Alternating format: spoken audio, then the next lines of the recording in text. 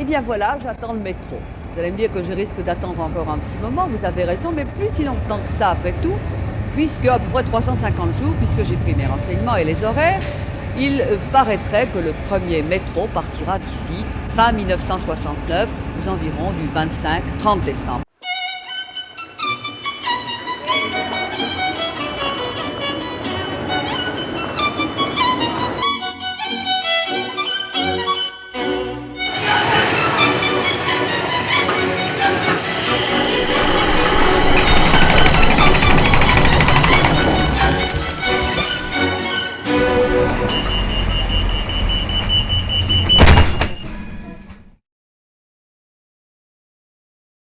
Cette ligne de plus de 10,3 km comptera 18 stations, avec la transformation de la station Albert en pôle intermodal, le réaménagement de 10 stations, ainsi que la création de 8 stations, d'un dépôt de métro et d'un tunnel de 4,5 km.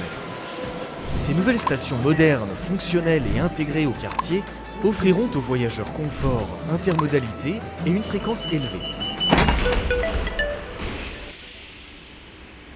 La forme du type de transport public implique une relation avec l'espace urbain qui est très différente. Quand vous avez un tram ou un bus avec de nombreux arrêts, ça correspond souvent à la possibilité d'un développement des activités plus linéaire, plus équilibré le long du tracé de la ligne de transport public.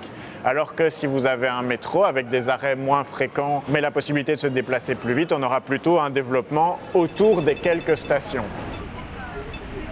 On est très inquiet pour les commerçants. Ce sont des quartiers qui sont très attachants mais qui ont aussi du mal à prospérer, on va dire. Le tram peut contribuer à animer les quartiers et à offrir simplement une vie autour des arrêts notamment, mais avoir des espaces publics qui sont simplement animés par une présence humaine en leur sein, ça me semble favorable à une vie urbaine plus harmonieuse. Vous avez un accès à l'offre de transport public qui se fait sous vos fenêtres ou directement devant l'école, devant le commerce où vous devez vous rendre. Le métro est objectivement plus rapide que le tramway, mais au prix d'une vie qui devient souterraine.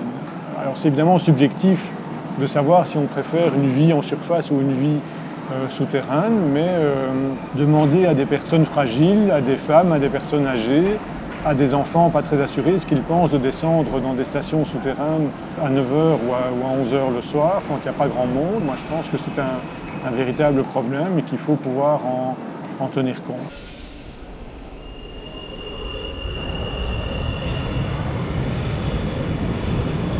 Il y a aussi la question de l'accès aux stations pour les personnes à mobilité réduite, qui est un débat peu discuté. Et donc il y a encore aujourd'hui un certain nombre de stations de métro, jusqu'à 40 ans après leur inauguration, qui ne sont pas pleinement accessibles aux personnes en chaise roulante, par exemple.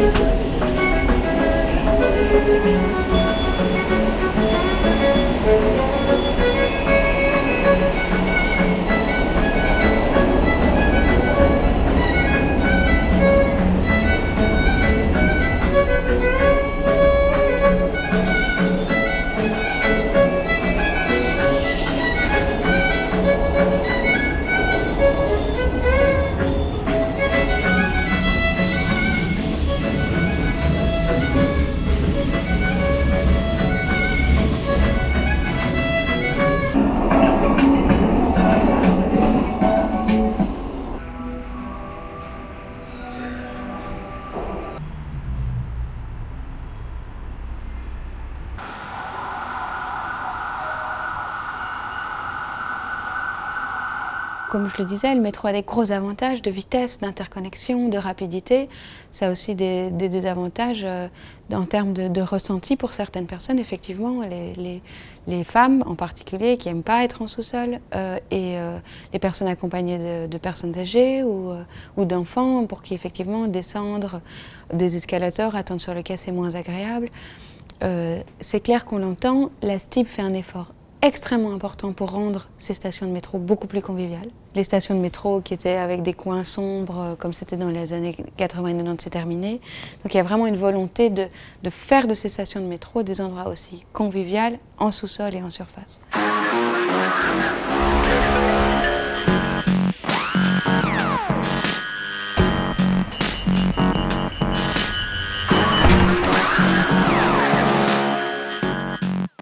Ça, j'aime bien aussi. C'est peut-être un peu petit.